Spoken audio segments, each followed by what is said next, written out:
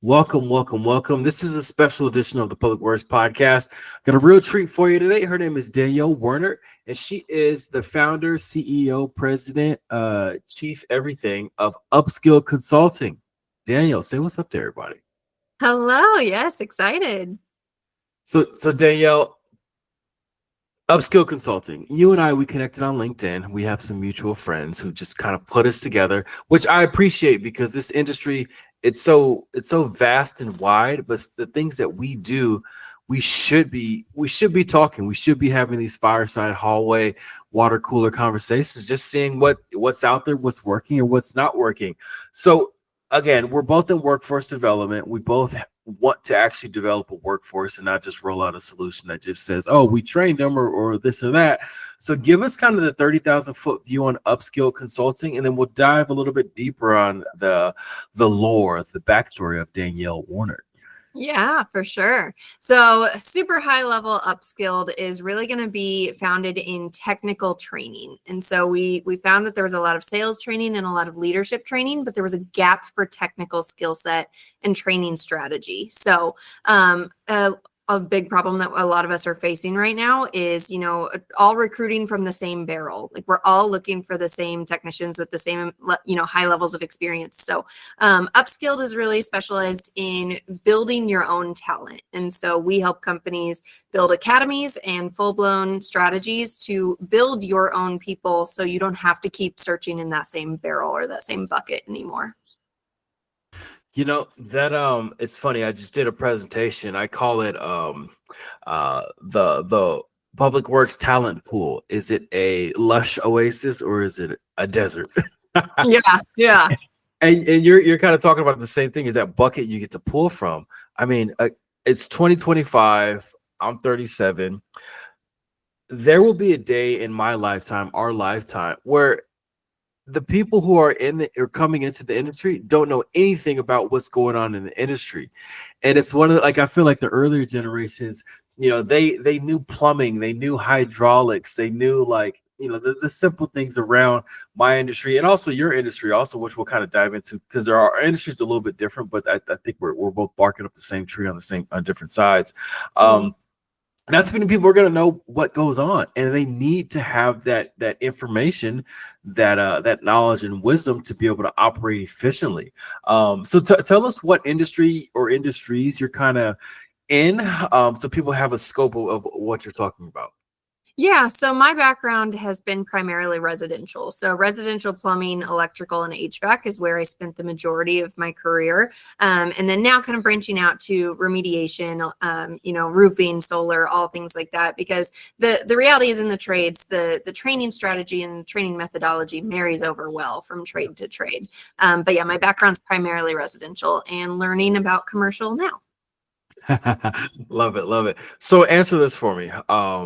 A 19-year-old, they're out of high school. They've had a job at, Jamba Juice or something, maybe in high school. They have a job at, I don't know, Ross Dress for Less or something just after high school. And they want to get into the trades. They want to get in with a company that kind of builds them out a career instead of going from job to job to job. How hard is it for them to get competent in that first 3 to 6 months of that, let's say, that HVAC job? Yeah, well, it depends on what their support system looks like. The reality is you can have somebody come into a company that supports and intends and focuses on training, and they're going to be set up for so much more success than the other company that's going to say, hey, welcome to the team. We're glad you're here. Figure it out. They're two very different paths. Yeah. So it just depends on the investment and what people are willing to put into their new hires. But it also is, lead a horse to water, can't make it drink. It takes both parties to learn. So you can't put it all on one side or the other. In your experience, because you've in your past, you've worked for an actual company that that hires and trains those coming in. What would you say is the not recidivism rate, but those who come in, like let's say out of 100 technicians that they bring in, how many of those actually stick, and then how many of those, let's say, become master technicians or stick with the company for more than 5 years? That's a tough question. So I would say it would be hard to put it on a number out of 100, just because where I was dealing was more of like cohort style. So it was small groups.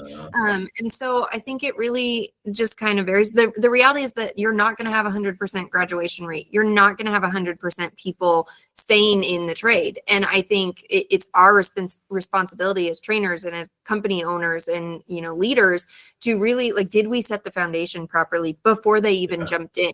I hear a lot more companies doing ride and decides. I think that's a fantastic idea. Giving them a chance. Yeah. So you come in and say, hey, like I'm looking for a technician, come ride in our truck for a day or, 2 hours, one call, whatever it is, and then decide, is this really for you? And so it kind of opens their eyes to like, okay, am I really going to get in this poop water? Am I really going to crawl in this crawl space or this attic and find bats? And, all of these things that we in the industry so often forget because we've been in it so long that we assume everybody knows, oh, I want to be a plumber. I'm going to deal with, dirty water, or, oh, I want to be an HVAC tech and I'm going to deal with, crawl spaces. And so it's all these things that we assume they know, but it's really taking the time to stop and do your due diligence. Did you prepare them for the industry that they're about to go into? No, I love the ride and decide. I had a client. They asked me to create a video of just the day in the life of the operators because she got tired of hiring people and they would work for maybe 2 days and say, hey, this isn't for me. And it's like, well, dude, we went through all this process. We got you your goodie bag. We got shirts. We got you a lap, like all this stuff. And you don't want to do this job? Like, did you not Google it or YouTube it before you came out? So she said she wanted to offer, watch this video, make sure you are about this life before you hire you on to save time on both of them. I love that. Yeah, I think that's so important. I encourage companies all the time, like make a video like that as part of your recruiting process. And then send them the link, before they come in for that final interview and say, hey, did you watch that video? What questions did you have from it? And I can tell you when we implemented that in our recruiting process from an academy level, game changer. I mean, I had candidates calling me left and right being like, no, I didn't realize I'd have to drive in the snow 24/7, or I didn't realize that you guys would call me at 2 a.m. No, I don't think this is right for me after talking with my, significant other or whatever. And so like 1,000%, if you can get a video like that into your onboarding process and recruiting process, game changer. Gotcha. Onboarding. One of the subjects that I feel like you can change the course of your, like, let's say you've been operating for 10 years, right? You've been in business, you got 20 employees, you're doing your deal. I feel like you can change the tide or shift your company in a better direction by nailing onboarding. It doesn't have to be some crazy drawn out experience, but I do think if you have set, let's say your first 30, 60, 90 days, just on paper, or in like some PDF that like one person can look at, just like day one. All right, you come in, we make sure he's got a bottle of water and some chips on the desk before we give him the company spiel. Day two, Cheryl walks him around, the office and shows him where the printer of the bathroom's at. Day three, like he gets this. Like if you have an actual schedule, those people that get hired on, because again, I've had jobs and I've seen onboarding done well. And like, like kind of you said, hey, welcome to the company. Hey, we got to go. Are you coming? Right. Okay. Oh yeah. Right. So I think so. What have you seen in onboarding that other people can adopt? That can help their company out. Yeah, I love that you hit 30, 60, 90. That is such an amazing resource if done well. And so I think so many times people are like, yeah, we have a 30, 60, 90. We'll check in with you. And it's like, what does that mean? Have you Googled a 30, 60, 90 day check-in and just printed a generic form for any industry in the universe? Like it could be accounting. It could be, did you modify it to what your team is doing? I think that's really important, is going above and beyond just saying, hey, we're going to have a 30, 60, 90, really customize your questions and your intent. Those feedback surveys, adding those in throughout the process as well is really nice. And even at a 30, 60, 90, like in my programs, I build out, yes, we've got 30, 60, 90, but we also do a weekly check-in for your first 4 weeks, because 30 days is huge jump for somebody to just jump in the company and like not see their manager again for a month. 100%. Yeah. So much can happen in 30 days. Like you said, life events, spousal events. Like, and if you don't check in with them, let's say once a week, they might be, they might be building resentment towards you and your company already. They've Yeah, been there for a month, so it you never happens. know. Yeah, It happens. yeah. Yeah. Just Uh, letting them know this, that you're there to support them, I think is important. And just being open to their ears, because the reality is oftentimes you're, as a manager or an owner, you're not the one doing the training. You're relying on those senior leads and those operators and those technicians to do it for you. And so the biggest piece of advice I can say in that is like, have you set expectations for what does that mentorship look like? Or have you just said, hey, you're a really great operator, or hey, you're a really great technician, train this guy. Like if you don't give them the expectations, then you're just dominoing. What's your thoughts on, like you said, somebody's really good at doing a job or somebody's really good at people? Who should be training the incoming person? Oh, that's tough. Because just because you are good at a skill does not mean you are a great trainer. And same thing, like just because you're a highest selling tech doesn't mean you're the best manager, right? Like we know this, we've all experienced it. So it's tough. You really need somebody that can balance both. At the end of the day, that those soft skills I would say are a little bit more important than the technical skills, which is funny because I teach technical skills. But those soft skills, when it comes to mentoring and coaching, like they're such a delicate dance, a delicate balance that you really, really have to have both. So don't just lean on that guy who knows it all as the tech or the lead, whoever to be the one to train it, because they might not have the soft skills that they need. Sure. We spoke about this academy. I'm biased. Of course, I love video training. I mean, I feel like it is the second best way to train people in any industry, because the first best way is actually in person. But that costs a lot more than video training. I mean, the cost of the time of the person who's doing the training, the cost of the person who might miss nuance in certain things. So what have you seen that's done well in regards to the virtual training versus, the hands-on training?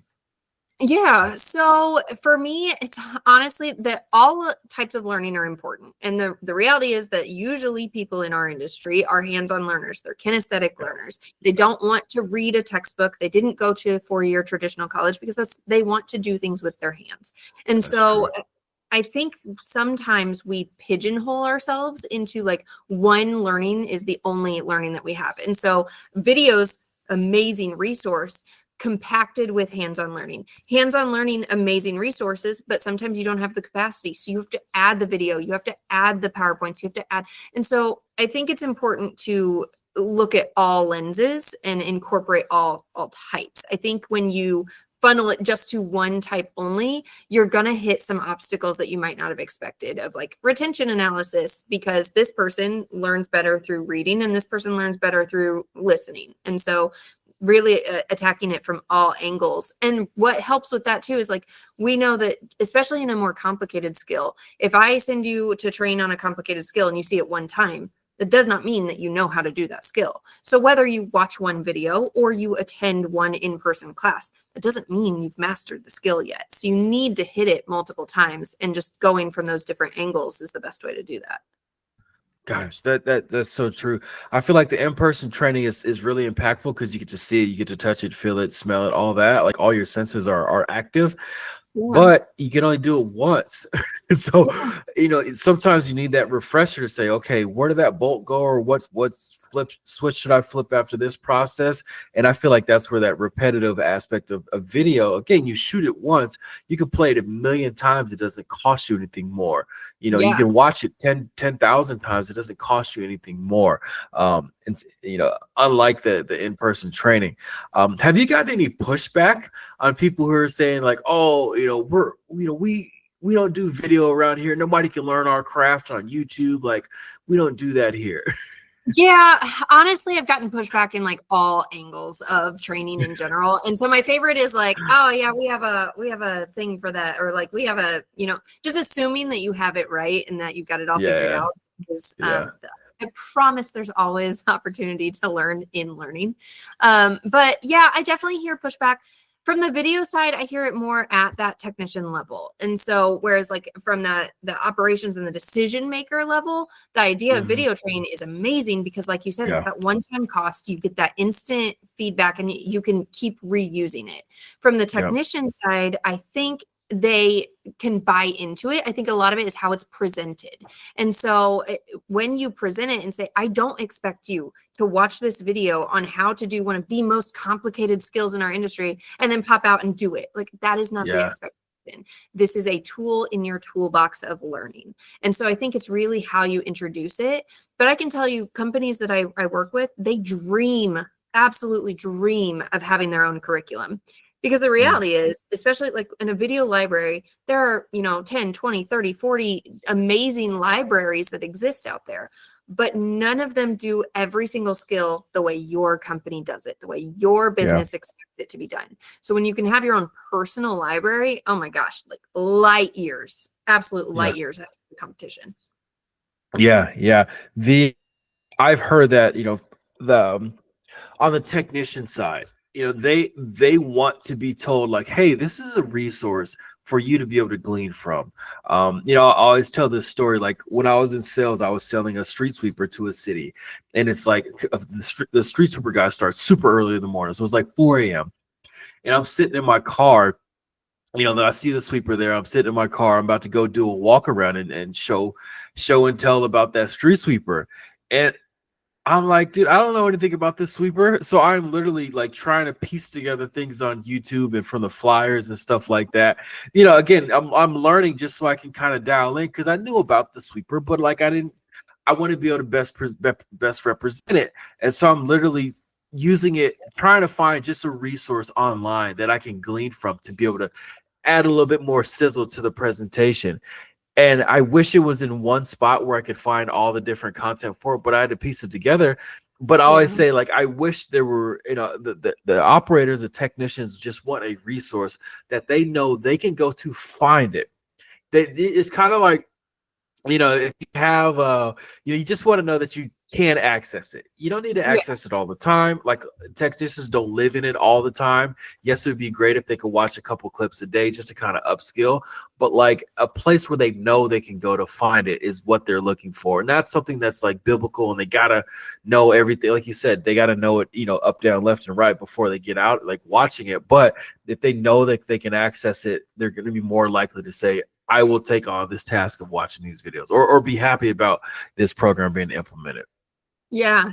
And two things kind of stick out to me from that. And so the first one is that, what I've found specifically, and my experience might be different than yours and might be different from the listeners, but from what I've experienced is you also, as the business, have to be willing to invest in the time for them to watch these videos. I've seen a lot of companies fail with video resources and really expensive training platforms and softwares in general. It doesn't have to just be video. And they're like, hey, we're paying for all of this. Go do it at home on your own time at night, your hours with your family.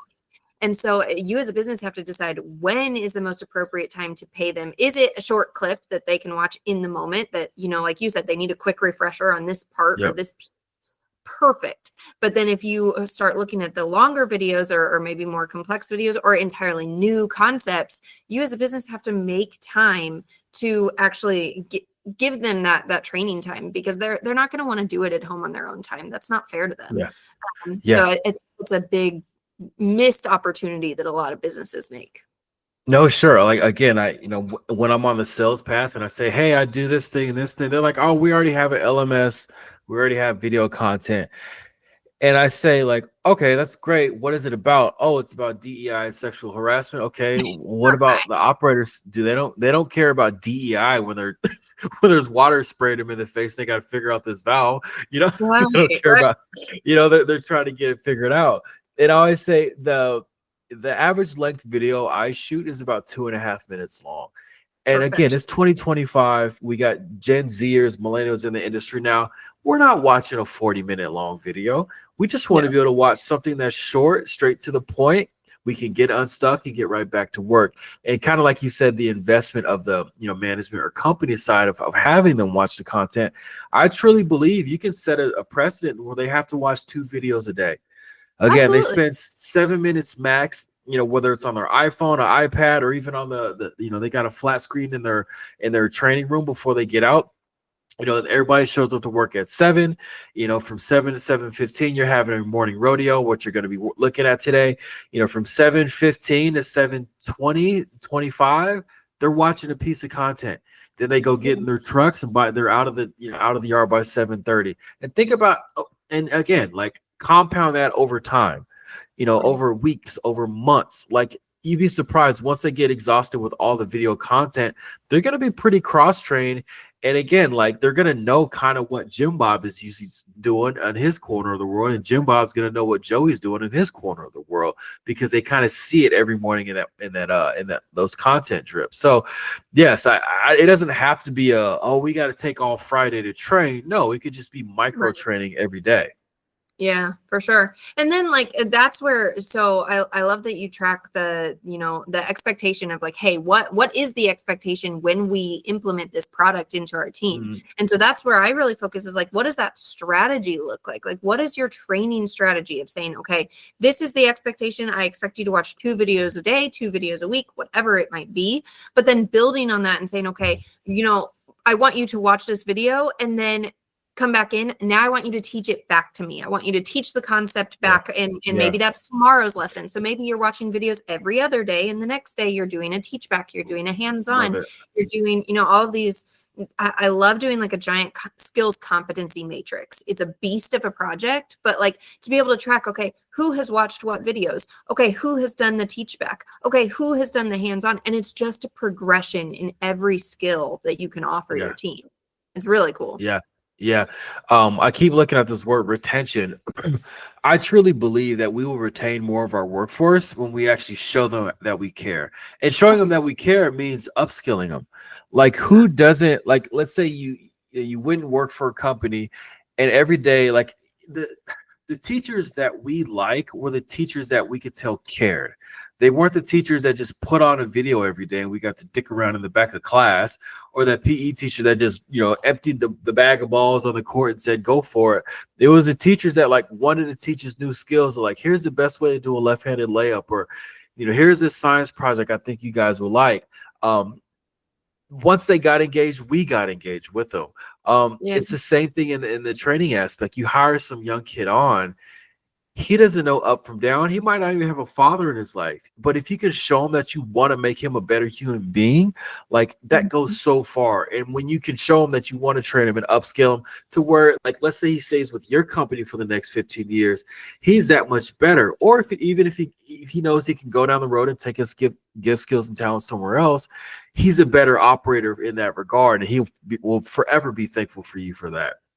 Yeah, absolutely. I love your teacher analogy. That's so good. I hadn't thought of it that way. But yeah, as soon as you started saying that, I thought back to a couple of my high school teachers. I'm like, oh yeah, I remember you, friend. I remember that.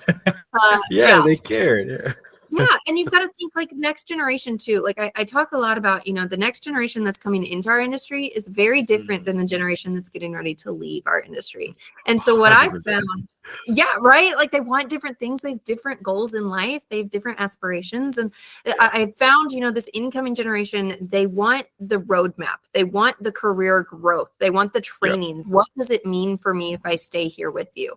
And so that's being able to give them that map is so, so important. And so, yeah, everything you've said has just been spot on.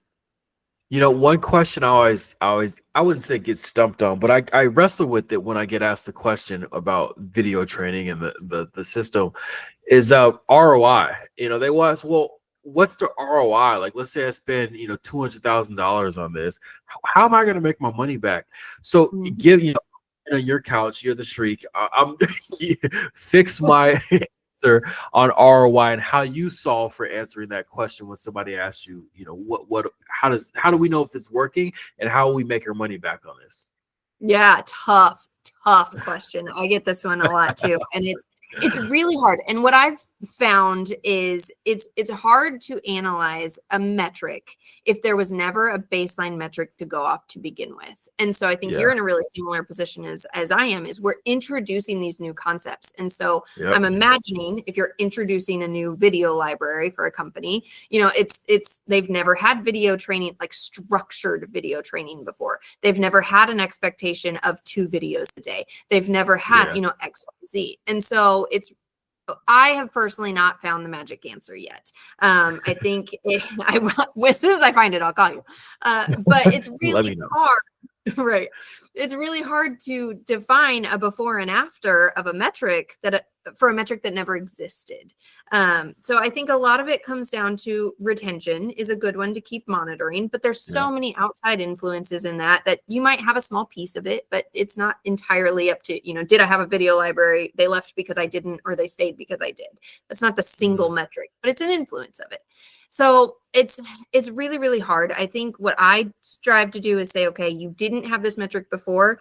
Let me show you the impact of what you've been done. X number of videos have been watched. X number of hours have been learned. X number of skills have been added to their repertoire. And so I think it's just an addition of new metrics. Yeah.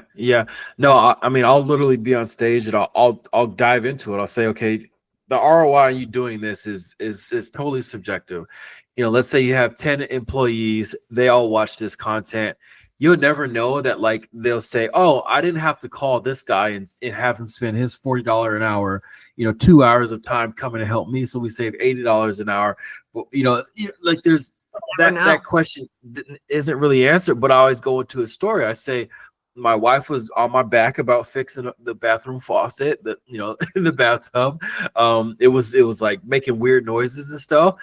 And instead of me hiring a plumber who would have cost me like $112 to come out and look at it, I YouTubed it. I found the part at Home Depot. I ran down to Home Depot. I'm literally in the aisle looking at my video, making sure I got the right part. I take it back home. I fix the faucet. And so I save probably, I don't know, maybe let's say 2 hours of labor and like $20 of parts, maybe $250, $300. I save that much money. And then also, like, man, when you make your wife happy, like, good things happen. So the ROI on that, is like wife, happy life. Right. And so and again, like that anecdote, it speaks to most people because we know when we can find the answer to a question ourselves, it saves us time, and it also saves money for the company, agency, city, or whatever. So that's But thanks for taking a stab at that one. Yeah. Mentorship. One thing I love about mentorship is that it is that person, that one-to-one, that, hey, I'm having issues with this. How have you solved for that? What have you seen in regards to mentorship on your path that's helped the company out? Definitely. My favorite mentorship. So really I've got two that I've kind of seen firsthand really go over well, but recalls or callbacks. I think that's a huge piece in the technical training world of, hey, let's set up a program, and at X% threshold of a callback, you get assigned a mentor. And so, when we defined these questions of, okay, just saying, hey, partner with this person and they're your mentor, and leaving that mentor to figure it out, it's not going to work. You're not going to see the results that you want. And so we defined, 6 questions that every week when you meet your mentee, I want you to focus on these 6 questions specific to their callbacks. And we watched that. I actually just made a post on this, ironically, this morning. We watched an entire team's recall rate drop dramatically because of implementing a mentorship program. And so I always say the answer is in the room. The answer is somewhere in that room. You have such an amazing wealth of knowledge in your team, and they're one day going to leave your company, whether that's on their own, they move out of state, you ask them to leave for whatever reason, or they retire. Everyone will leave your company. And are you willing to let them go and take their knowledge with them? Or are you investing and taking the time to build training programs and strategies and mentorships to pass that knowledge down to your next team member? So yeah. What have you seen? Because I love that the right before they retire. Now I'm always beating that drum. I say we don't do enough exit interviews in any industry.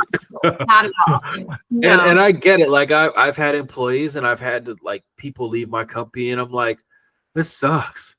But then you kind of got to put your ego aside and go, well, where did we screw up?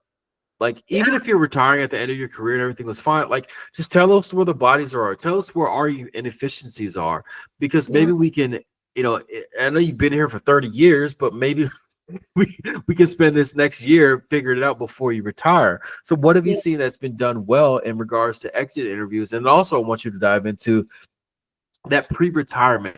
what would be like the chef's kiss of, like, let's say Johnny, he said, I'm retiring 366 days.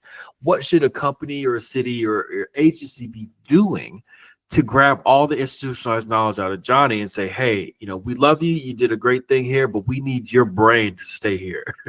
Yeah, gosh, so good, so good. So I think if you get a year notice before somebody leaves, like, man, you are golden. Like, that's amazing. So I think if they really are, from a technical standpoint, like, they are the brain and the backbone, then start getting them to star in those videos. Like, hiring somebody like to come in and say, okay, let's pass their knowledge down through video format. So again, we can repeat at the click of a button at any given time. I think that's one of the most impactful pieces of it. But also, like, implementing a succession planning process. And so, one of my fun projects I just finished, I'm really excited about it, is this succession planning guide. And so it's a 12 months. First of all, maybe not everybody in your company wants a management role. Did we just assume that everybody wants to grow? Maybe they don't. And that's okay. We need people in all roles, and that's fine. But really just defining, okay, well, who even wants to grow? And then from that pool, really picking the people. Like, I love doing a mock interview, and make it very clear and transparent. This does not promise you a promotion, but let me interview you and give you feedback, some real candid feedback. Because what happens is a position opens, we interview internally and maybe externally, and then somebody who really thought they did a good job, maybe we thought they tanked, and they are sitting there and they leave that room and they're on a high, they're so excited, and then they find out they didn't get the job. Did you give them feedback? Taking those mock interviews before the position opens, I've seen that do wonders in a team. And then the other big piece, I love that you talked about, like, an exit interview. Oh my gosh, nobody does enough exit interviews. But so I love that. Yes, add exit interviews if you're not already doing it. But also implementing, like, not necessarily like a stay interview, but like a round table. I loved doing round tables with HR. Now I will caution you, if you do one of these events, if you're the manager, you should not be the one facilitating the event, because Interesting. Yes, I did once, and let me tell you, I got my teeth kicked in. It hurt a lot. It hurt a lot, but I needed to hear it, and so it was. But why I say you should not facilitate, one, for, like, confidentiality, like, are they honestly going to open up to you? Maybe, maybe not. But if you have not been trained as an HR professional on how to guide the conversation, that negativity can spread like wildfire. And that's what happened to me the first time I led one. Is I had some upset employees, and in fairness, there were some things that were not fair, and kind of curveballs were thrown at us at all directions, and we did the best we could. But I didn't know how to stop the negativity. And so a fire grew very quickly in my roundtable. And so I didn't know how to put it out. So being a trained HR professional to come in and say, okay, what are we doing well? But also, what are we not doing well? My expectation with my team was always, if you ever come to me with a weakness or an opportunity, 1000% that's okay. But you need to come to me with a solution too. And it might not be the solution that I choose, but don't just come to me to bitch. Come to me with an issue, and then tell me how you think I can fix that issue. And then I can start diving in from there. Love that. It puts more, when you let the complaint train get started, it's hard to stop it. Oh, yeah. But if you buffer that complaint train with, like, hey, you got to give us some advice here, then they'll go, oh, well, let me think about it before I complain. Yeah. Well, and I found too, like, what happens when they don't give you a proposed solution is sometimes you have the absolute best intentions, and you still fix the problem wrong. And so, like, I give this example of, like, an employee, a team so upset, we don't get enough time off. We never get enough time off. Okay, let me take that and run with it. Oh, that means that maybe they're upset they're not getting enough holiday pay. Let me give them one extra holiday. Okay, happy team, like, hey, super announcement. We're adding a holiday. You should be excited. No, we need more sick time for our kids, or no, we needed more of this XYZ. And so maybe I had the best intentions, but I didn't fix the problem the way they needed it. So that solution bringing is really important. Yeah, good point. DIY. One thing, again, when I'm out and about, my service is simple. I shoot video.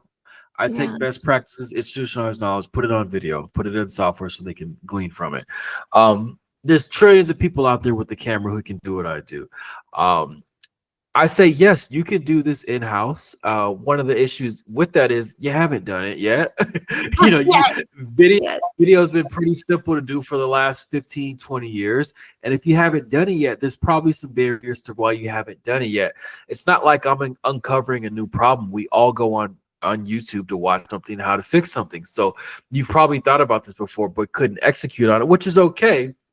And I always feel like sometimes when they say, "Oh, this is great, but we could do this in-house," there's so many more things more important than them getting that done. Internally than just shooting the video. So, what do you say to those who are going to try DIY, and then like maybe some advice on how they can start, without having to, I don't know, bring you or myself on?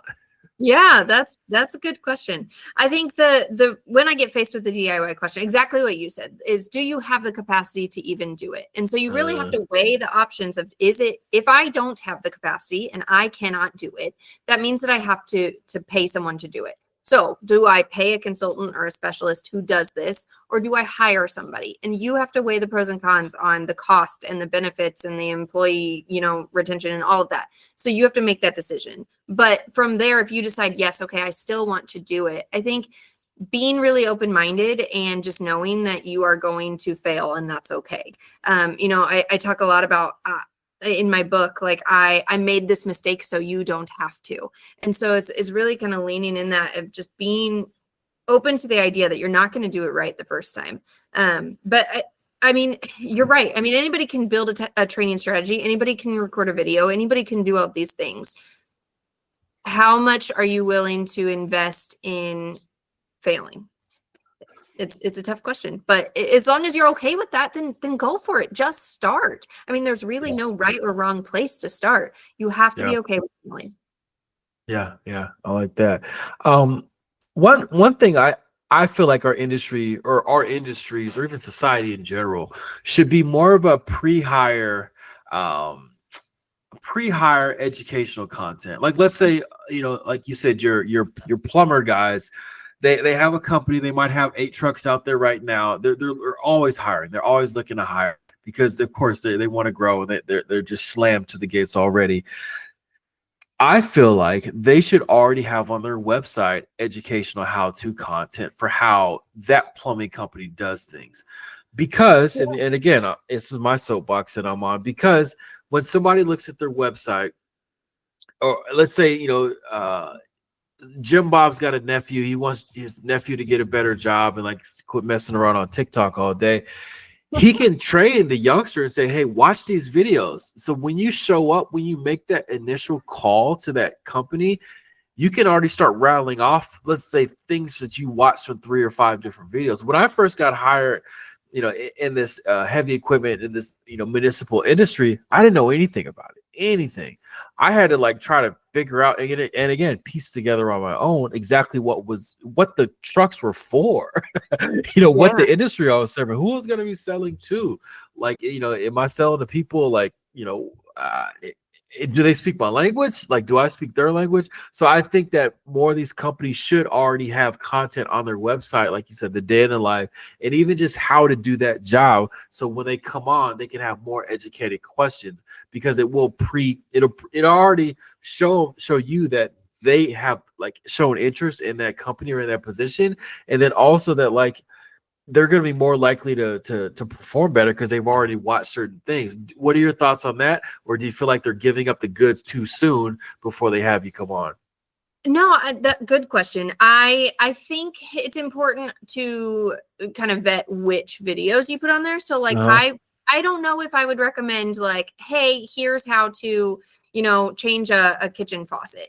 Because at what point are you adding liability? And so, maybe customer watches that video and then goes in and attempts to do it, So I think there's a fine line in that where I think you could shift your focus is, like you said, a day in the life, or what, if you have multiple trades in your business, like a lot of times I see candidates say, I just want to work with my hands. I just want to help people. So I don't know if I want to do HVAC or if I want to be an electrician or if I want to be a plumber. So having a video, what's the difference in what you offer? What does it mean to be one of those? So I think I would personally probably focus my open content to be more about the business specifically, but then adding that in there, we have this amazing training library resource for you to join the team. Like highlight the crap out of that, like I think that's important. I would just worry where the liability stands, and maybe that's me just being a nervous Nelly. Maybe there's no liability there at all. I have no idea. But yeah, that's what I would say. Gotcha. Okay. What did we miss? What didn't we talk about? Where do you feel like there's some gaps in, maybe some of the subject matter we covered so far? Yeah, I think so. There was one part that I was thinking. You talked about, incorporating videos and the value that investing in your team can make, and just showing your team that you're there to train them, to build that retention and keep them there. I think it's important, to do a retention analysis. Like, what's the average tenure of your technician and of your operator? Because that's going to give you down the road a guess of, okay, we typically lose most people in August of every year. So we know that in July, we need to ramp up our recruiting. And so I think there's a lot of metrics there that companies, again, we're adding metrics that you've never thought of before. And so there's no, that ROI is tough, but I also really think that focusing on them, whether it's video format, which I think is a super amazing resource in this capacity too, of focus on them more than just an employee for you. Yes, have the technician library, have the technical skill set library, super fundamental, but also have you given them access to videos of what does it mean to have a good credit score? What does it mean to be buying your first home? What does it mean to, go to the grocery store and choose only healthy options? It may be out of your scope, but lean on the resources that exist out there and develop your people as more than just numbers and more than just technicians. Yeah. Gosh, I love that. And again, you think back to some of the jobs you had, the mentors that have poured into my life. They're the ones, they told me about the job, but they walked me through how to buy my first house. They walked me through here's what you look for when you're buying your first rifle, things like that, the questions you ask your dad, and stuff like that. You're with these guys more than you're with your own family. You get what I'm saying?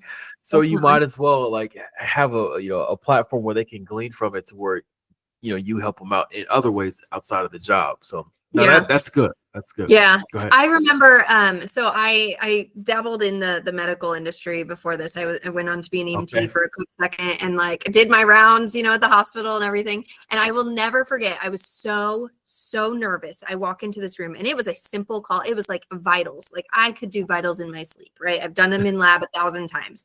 Terrified to walk into this room with a real patient for the first time. And of course, they're in the ER, they're frustrated and they're upset and they're hurting. So I get it. And so they see me trembling, and I will never forget the way that I felt when somebody said, well, why do I have to be the guinea pig? Or why do I have to be the one to train you? Or why do I have to be the one? And so I think that's a really pivotal moment for you as mentors to think about what it felt like to be in the shoes for the first time. Because I will never forget, I had a nurse come running behind me, and she just stood up for me, and it was so amazing. And she was like, unfortunately, everybody has to learn their job at some point. Everybody has to learn how to do their job. And so that just really stuck. Don't remember these mentees when they're coming in, especially those new kids fresh out of school that maybe have not really ever had a real job. They're probably trembling in their boots, and you probably were once upon a time too. So just being patient. That goes a long way.